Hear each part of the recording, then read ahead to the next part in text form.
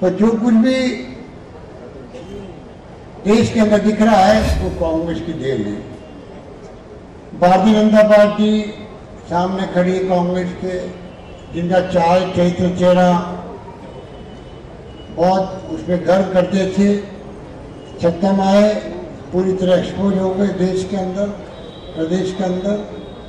चाल भी सामने आ गई, चरित्र सामने आ गया, चेहरा सामने आ गया। और जिस रूप में वे हमेशा अफवाहें फैला करके राजनीति करते आए हैं।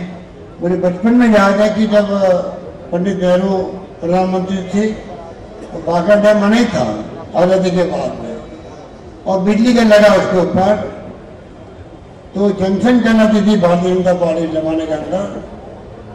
वो अफवाह फैलाते थे कि देखो पंडित नेहरू प्रधानमंत्री दिमाग खराब हो गया है, बड़ा बांध बना के अब उसमें बिजली पैदा कर रहा है कि पानी में से बिजली निकल जाएगी, पानी की ताकत ही खत्म हो जाएगी, तो पानी भी सिंचाई के काम कैसे आएगा। ये वो लोग हैं जो हमेशा इस प्रकार की बातें करके ही आगे बढ़ते गए और 50 साल के बाद में भी ना तो सिद्धांत प्रतिपादित कर पाए, ना नीतियां, ना कार्यक्रम। लोकतंत्र में लड़ाई होती है नीतियों की, कार्यक्रमों की, सिद्धांतों के आधार पर। किस पार्टी के सिद्धांत इस देश के हित के अंदर है, किस पार्टी की नीति है या कार्यक्रम देश को आगे बढ़ाने वाले हैं, आम इंसान का, सब वर्गों का ध्यान रखने वाले हैं, उस पर राजनीति होती है और वोट मांगे जाते हैं। दुर्भाग्य से उसकी बजाय आप खुद देख रहे हो कि मार्केटिंग का जमाना आ गया है। मोदी साहब खुद अपनी मार्केटिंग में अच्छी कर लेते हैं। मुझे आज पत्रकार मित्र ने पूछा महसाना के अंदर कि मोदी साहब की कौन सी सफलता है, तो मैंने कहा एक काम में वो सफल हुए, मार्केटिंग करने में वो बहुत बुरे कामयाब रहे, चाहे अपने कामों की भी, चाहे काम किए नहीं हो तब भी खुद की मार्केटिंग।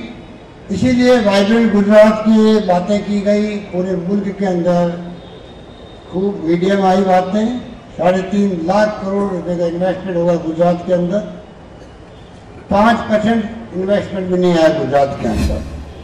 कोई पूछे मोदी साहब को कि आप बताइए कहाँ 1.5 लाख करोड़, फिर 2.25 लाख करोड़, 3.5 लाख करोड़ के इन्वेस्टमेंट लगातार वाइब्रेंट गुजरात के नारे दिए जाते हैं, तो इन्वेस्टमेंट कहीं दिख रहा है क्या?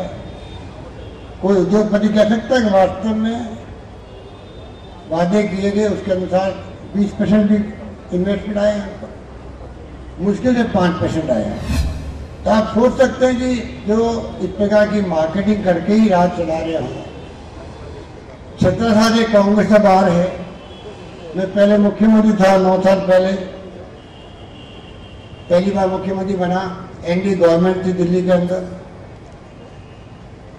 पूरे देश के अंदर जितनी राज्य सरकारें हैं वो सब वित्तीय संकट में थी उस जमाने के अंदर।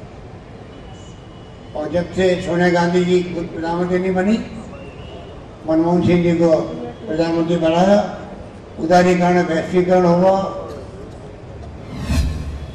विदेशी निवेश भी आने लगा देश के अंदर, और जिस प्रकार से बड़े रूप में इन्वेस्टमेंट आया, आर्थिक गतिविधि बढ़ी देश के अंदर, उद्योग धंधे पनपे, व्यापार पनपा। पहले लोग लाखों की बात करते थे, अब करोड़ों की बात करते हैं।